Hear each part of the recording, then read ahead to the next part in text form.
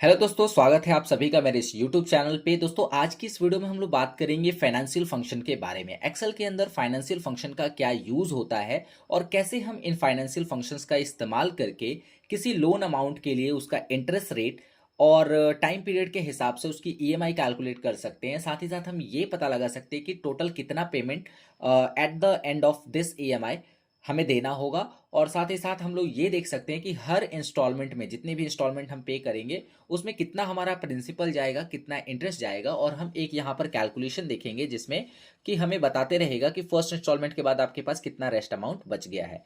तो मान लीजिए कि आपने कहीं से 2 लाख या 3 लाख का लोन लिया या फिर 1 लाख का लोन यहाँ से लिया, राइट। और 1 लाख का लोन आपको ये मिला है 18% ब्याज दर के हिसाब से और आपने 12 महीने के लिए इस लोन को ले रखा है।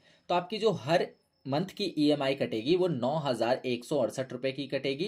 टोटल आपको 12 महीने में 1,10,015 रुपये पे करने होंगे। और अगर आप बात करें कि पहले इंस्टॉलमेंट में आपकी प्रिंसिपल इतनी जा रही है और इंटरेस्ट इतना जा रहा है, यहाँ पे होगा क्या कि प्रिंसिपल जो है वो हर इंस्टॉलमेंट में बढ़ता जाएगा और इंटरेस्ट कम होता जाएगा, क्योंकि यहाँ पर कंपाउंड इंटरेस्ट चलता है।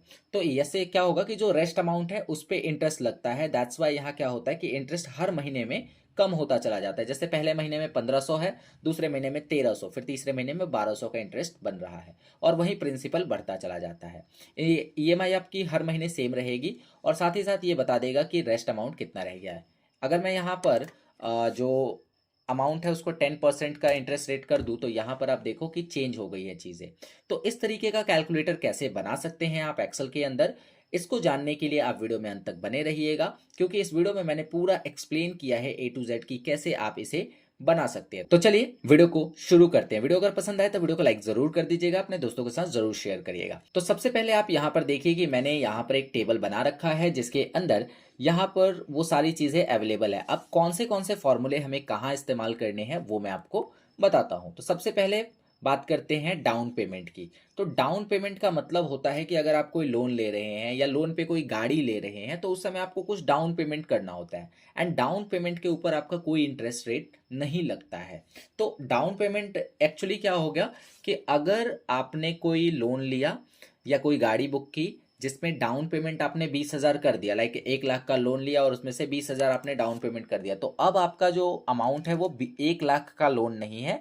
अब आपका जो लोन है वो 80,000 का हो चुका है, ठीक है। तो डाउन पेमेंट का बस सिंपल यही कॉन्सेप्ट होता है कि जो भी डाउन पेमेंट आप देंगे उस पर लोन कैलकुलेट नहीं होगा।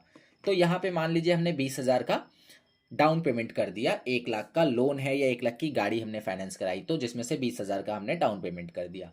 अभी 20,000 के डाउन पेमेंट करने के बाद हमारे पास जो लोन की अमाउंट बच गई वो 80,000 बच गई है। 18% इंटरेस्ट रेट एनुअली के हिसाब से 12 महीने के लिए हम इसको लेने वाले हैं। तो ईएमआई कैलकुलेट करने के लिए आप एक फंक्शन लगाएंगे which is PMT. PMT PMT stand for पर मंथ टर्म। पर मंथ टर्म यानी हर महीने जो पैसा आप देने वाले हैं। अब देखो यहाँ पे कुछ आर्गुमेंट्स आपसे मांगेगा जिन आर्गुमेंट्स को आपको देना होता है। तो उसके लिए मैं आपको सजेस्ट करूंगा कि आप यहाँ एफ पर क्लिक करिए जो कि होता है इंसर्ट फंक्शन। अब जब आप इस पर क्लिक करेंगे तो आप आराम से देख पाएंगे कि कहाँ पर कौन सी चीज़ें मांगी जा रही है। सबसे पहले मांग रहा है रेट। तो रेट ऑफ इंटरेस्ट जो है हमारे पास वो 18% है। मैंने जस्ट इस पर क्लिक कर दिया 18% पे। अब चूंकि ये रेट ऑफ इंटरेस्ट 18% जो है वो एक महीने का नहीं है बल्कि 1 साल का है, तो इसे एक महीने का बनाने के लिए हमें इसे 12 से डिवाइड करना होगा। तो यहीं पर हमने डिवाइडेड बाई 12 लिख दिया, राइट। उसके बाद बात करते हैं एन पर। एन का मतलब होता है नंबर ऑफ पेमेंट्स या नंबर ऑफ पीरियड्स। तो कितनी बार में आप इस पेमेंट को जमा कर रहे हो, दिस इज कॉल्ड एन पर। तो यहाँ पर अगर आप बात करें तो 12 टाइम्स हम इसको जमा करने वाले, सो हमने इस 12 पे क्लिक कर दिया, ठीक है। उसके बाद ये पूछता है पीवी, प्रेजेंट वैल्यू, यानी आपने लोन कितने का लिया है। तो अभी अगर देखा जाए तो लोन हमने 1 लाख का लिया है लेकिन उसमें से 20,000 डाउन पेमेंट किया है। तो हम ऐसा करेंगे कि 1 लाख पे क्लिक करेंगे, माइनस बटन दबाएंगे और उसके बाद 20,000 पे भी क्लिक कर देंगे। इससे होगा क्या कि जो हमारी पीवी है यानी प्रेजेंट वैल्यू है या फिर लोन अमाउंट है वो 80,000 हो जाएगी, जो कि सामने आपको दिख रही है यहाँ पे 80,000 हो गई, राइट। क्यों? क्योंकि 1 लाख यहाँ पर था और 20,000 का डाउन पेमेंट कर दिया है। अगर हम डाउन पेमेंट ना करें तो फिर वो 1 लाख पे ही कैलकुलेट होगा। एफ में आपको कुछ भी नहीं डालना है क्योंकि ये फ्यूचर वैल्यू होती है, इसकी बात बाद में करेंगे। और टाइप में आप सिंपली जीरो डाल सकते हैं या इसे ऐसे ही छोड़ सकते हैं। अब टाइप में एक्चुअली क्या पूछता है कि आपको किस तरीके से तरीके से इसे कैलकुलेट करना है? आपको शुरुआत में ही इसको कैलकुलेट करना है या फिर end of the month calculate करना है? मीन्स कि आपने जिस दिन लोन लिया उसी दिन फर्स्ट इंस्टॉलमेंट दी, या फिर आपने लोन लेने के जस्ट एक महीने बाद आपने इसकी पहली इंस्टॉलमेंट दी। तो इस केस में आप इसे, अगर आपने लोन लिया और उसी की पहली इंस्टॉलमेंट उसी दिन दे दी तो आपको 1 चुनना है, और नहीं तो आप 0 रहने देना। तो बाय डिफॉल्ट यहाँ 0 डाल के आप छोड़ देंगे एंड जस्ट ओके करेंगे। अब देखो यहाँ पर ये लोन की जो ईएमआई है वह कैलकुलेट होकर आ गई कि आप 7,334 रुपये हर महीने देंगे, बिकॉज आपने 80,000 का ईएमआई करवाया है, 20,000 आपने डाउन पेमेंट दे दिया। क्या हो अगर हम डाउन पेमेंट दे ही ना, तो यहाँ पर जो ईएमआई है वो बढ़ जाएगी, 7,000 से ये 9,000 हो गई, राइट। तो आई होप आपको ये बात क्लियर हो गई होगी कि अगर हम डाउन पेमेंट यहाँ पे डालेंगे तो वो डाउन पेमेंट जो है वो हमारे लोन में से कम हो जाएगा, एंड लोन में से कम होने के बाद उसी पर केवल हमें इंटरेस्ट देना पड़ेगा, राइट। तो ये हो गया। अब यहाँ पे लिखा है total amount to be paid, मतलब आपको टोटल कितना पेमेंट करना पड़ेगा। आप सिंपली सोचो कि आपको हर महीने 8,251 रुपये देने पड़ रहे हैं, और ऐसे ऐसे 12 महीने तक आपको देने हैं। तो आप सिंपली इसे मल्टीप्लाई भी तो कर सकते हैं ना। आप इसे क्या करेंगे, ये जो ईएमआई है इसको मल्टीप्लाई कर देंगे कितने से, ये जो नंबर ऑफ पीरियड्स है इससे।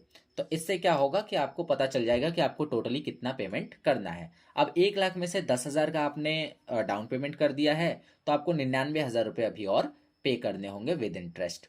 तो ये तो हो गया हमारा कंप्लीट। तो इस तरीके से हमने क्या बना लिया कि अगर हम यहाँ पर लोन की अमाउंट को चेंज करते हैं और डाउन पेमेंट को भी चेंज करते हैं, तो यहाँ पर हमें पूरा का पूरा पता चल जाएगा ईएमआई कितना देना है और कितना टोटल पे करना है, राइट। तो आई होप आपको इतनी बातें क्लियर हो गई होगी। अब बात करते हैं कि अगर हम ये इंस्टॉलमेंट दे रहे हैं हर महीने 18,336 की, तो इसमें से हमारा प्रिंसिपल कितना जा रहा है, यानी मूलधन कितना जा रहा है, और ब्याज कितना जा रहा है, इंटरेस्ट कितना जा रहा है। तो इसके लिए यहाँ पर हम प्रिंसिपल और इंटरेस्ट कैलकुलेट करेंगे, और साथ ही हम ये कैलकुलेट करेंगे कि अब रेस्ट अमाउंट कितने बच गया। यहाँ पर 2 बार फॉर्मूला लगाना पड़ेगा, इस बात का ध्यान रखना, और फॉर्मूले को लॉक भी करना पड़ेगा। तो इसके लिए बहुत ध्यान से देखिएगा मैं क्या करने जा रहा हूँ। तो सबसे पहले आप देखो प्रिंसिपल निकालना है, तो इसके लिए फंक्शन लगाएंगे पीपीएमटी। पीएमटी का ही एक एडवांस फॉर्म है PPMT, which means principal per month term. अब प्रिंसिपल पर मंथ टर्म में आपसे सबसे पहले पूछ रहा है रेट। अब जैसे मैंने बताया था कि इंसर्ट फंक्शन बटन पे आपको क्लिक कर देना है, एंड तब जो जो चीज़ें मांग रहा है वो देते जाना है। रेट मांग रहा है तो रेट यहाँ पर है, 12 से डिवाइड करना ना भूले, क्योंकि 12 से डिवाइड करना ज़रूरी है। एनुअली है ये इंटरेस्ट रेट, हमें मंथली निकालनी है। अब यहाँ पे पूछ रहा है पर। अब देखो पर का मतलब होता है पीरियड, यानी कौन से मंथ की आपको प्रिंसिपल देखनी है। जैसा अभी मैंने आपको डेमो में दिखाया कि प्रिंसिपल जो होता है ना वो हर महीने अलग अलग आता है। फर्स्ट महीने कम प्रिंसिपल होगा, नेक्स्ट महीने ज़्यादा प्रिंसिपल होगा, थर्ड महीने और ज़्यादा प्रिंसिपल होगा। तो ये पूछ रहा है कि कौन से महीने का आपको प्रिंसिपल देखना है। तो जस्ट मुझे पहले महीने का देखना है, तो मैंने पहली इंस्टॉलमेंट पे क्लिक कर दिया, इसको देखना है, राइट। फिर पूछ रहा है एन पर, यानी नंबर ऑफ पीरियड्स, कितनी बार में आपको लोन देना है, तो ये रहा 12 पे क्लिक कर दिया हमने। और फिर ये कह रहा है पीवी कितना है, तो PV 2 lakh minus down payment, क्योंकि डाउन पेमेंट को माइनस करना मत भूलिएगा, क्योंकि हो सकता है आप डाउन पेमेंट यहाँ पर डालें ना डालें। अभी के लिए फिलहाल मैं 10,000 की यहाँ पे डाउन पेमेंट डाल दे रहा हूँ, ठीक है। तो ये निकल कर आ गई कि हर महीने ये जो 17,419 रुपये का इंस्टॉलमेंट है, इसमें से हर महीने हमें 14,000 रुपये प्रिंसिपल के तौर पे देने हो रहे हैं। अब बात करते हैं इंटरेस्ट रेट की। तो इंटरेस्ट के लिए भी सेम फार्मूला आपको लगाना है, तो मैं आपको सजेस्ट करूंगा कि आप इसी फार्मूले को कॉपी कर लेना, कंट्रोल के साथ सी दबाना, एंटर करना, एंड इसमें ले जाके जस्ट आपको पेस्ट कर देना है। और यहाँ जो पीपीएमटी का फॉर्मूला लगाया उसकी जगह आपको सिंपली आईपीएमटी का फॉर्मूला लगा देना है, आई लिख देना है आगे वाले पी के पास, और एंटर कर देना है। तो अभी देखो 14,569 रुपये प्रिंसिपल है, और 2,850 रुपये जो है इंटरेस्ट है। दोनों को आप अगर जोड़ेंगे ना तो ये आएगा 17,419 रुपया, नीचे आप देख सकते हैं यहाँ पर, ठीक है। तो इस तरीके से हमने क्या निकाल लिया, प्रिंसिपल निकाल लिया, इंटरेस्ट निकाल लिया। अब निकालते हैं रेस्ट अमाउंट, कितना बच गया। तो आप मुझे बताओ कि यहाँ पर अगर मैं बात करूँ कि टोटल देना कितना था, 2,09,000। चूंकि ये माइनस में है तो हम इसे ध्यान में रखना है कि माइनस में होगा। उसके बाद आपने दे कितना दिया, तो मैं कहूँगा कि आपने दे दिया है 14,000, और साथ साथ माइनस कर देना आप इंटरेस्ट को। तो ये क्या होगा, माइनस माइनस प्लस हो जाएगा, जुड़ जाएगा। अब ध्यान देना होगा क्या, प्रिंसिपल और इंटरेस्ट आपने दोनों भर दिया है, तो फर्स्ट महीने का जो इंस्टॉलमेंट है वो आपका ये कैलकुलेट हो गया, एंड B7 यानी कि ये जो टोटल अमाउंट है इसमें से कम हो गया। तो ऐसे करेंगे जैसे, तो आपको पता चल जाएगा कि आपको अभी और कितना पैसा देना बाकी है। अब ये तो हो गई एक बात। अब आपको पता होगा कि आप इसे ड्रैग करेंगे तो ये सब में इम्प्लीमेंट हो जाएगा, लेकिन यहाँ पर एक बहुत बड़ी मिस्टेक होगी, बहुत बड़ी गड़बड़ होगी। वो ये है कि जैसे ही आप इसे ड्रैग करेंगे ये हैशटैग नम का यहाँ पर एरर आ जाएगा और बहुत गड़बड़ सी वैल्यूज आएंगी। इसका सबसे बड़ा रीज़न मैं बता रहा हूँ आपको, आप इस पर ध्यान दीजिए। यहाँ पे लिखा है B2, यहाँ पे लिखा है D2, यहाँ पे B3, यहाँ पे B1 और यहाँ पे B5। ठीक है, अगर हम इसे नेक्स्ट सेल में ड्रैग करते हैं और तब देखते हैं तो यहाँ पर क्या देख रहे हैं, यहाँ B3 हो गया, यहाँ D3 हो गया। D3 तो हालांकि ठीक है क्योंकि यहाँ पे 2 ही होना चाहिए था, लेकिन ये B4 हो गया, यहाँ पे B6 हो गया जहाँ B5 था। मतलब सेल एड्रेस अपने आप एक एक बढ़ गया है। तो इसका मतलब ये है कि सेल एड्रेस नहीं बढ़ना चाहिए था। सेल एड्रेस तो फिक्स है ना, यहाँ पर मान लीजिए ये पीवी की वैल्यू B1 है तो B1 तो हमेशा फिक्स है, ये B2 हमेशा फिक्स होगा और B3 भी हमेशा फिक्स होगा। तो इसके लिए आपको सेल को लॉक करना पड़ेगा। लॉक करने के लिए B और 2 के बीच में आपको डॉलर का साइन दे देना है। शिफ्ट के साथ 4 दबाएंगे, डॉलर का साइन लगाएंगे। ये जो सेल था B2, दिस वन, ये लॉक हो चुका है। अब D2 को लॉक मत कर देना क्योंकि D2 जो है आपका हमेशा चेंज होगा। पहले सेल में पहला रहेगा, दूसरे सेल में दूसरा, तीसरे सेल में तीसरा। तो D2 को मत चेंज करना। इसको चेंज करना मतलब लॉक नहीं करना है, उसको चेंज कर रहा हूँ। यहाँ पे इसको लॉक करना है, B1 को भी लॉक करना है और B5 को भी लॉक करना है।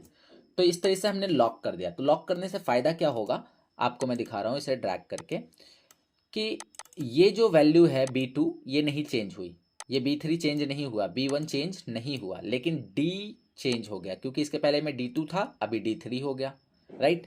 तो इसीलिए मैंने इसको चेंज नहीं किया, लॉक नहीं किया, बाकी सब हो गया, राइट। सेम काम आपको इसमें कर देना है। करना क्या है कि आपको इसको लॉक कर देना है, शिफ्ट दबा के आपको 4 दबाना है, एंड जैसे जैसे आप शिफ्ट के साथ 4 दबाते जाएंगे ये आपका काम होते जाएगा। डन। अब देखो ये हो गया। तो अभी हमने ये पता कर लिया है कि कितना प्रिंसिपल कौन से मंथ में जाएगा और कितना इंटरेस्ट कौन से मंथ में जाएगा। अब हमें पता करना है रेस्ट अमाउंट। तो रेस्ट अमाउंट का फॉर्मूला 2 बार लगेगा क्योंकि एक बार हमने यहाँ पे जो टोटल था इसमें से इंटरेस्ट को घटाया है, और दूसरी बार हम क्या करने वाले हैं कि अब जो, ध्यान देना, अब जो रेस्ट अमाउंट बच गया यहाँ पर इसमें से इन दोनों को घटाएंगे। दैट्स वाई हमें 2 बार फॉर्मूला लगाना पड़ेगा। एक तो यहाँ से घटाया और दूसरी बार अब जो यहाँ बच गया उसमें से घटाया। और अब आप इस दूसरे वाले सेल को पकड़ के आराम से ड्रैग करिए, एट द एंड ये 0 हो जाएगा, राइट। तो कुछ इस प्रकार से आप इसे कंप्लीटली बना सकते हैं।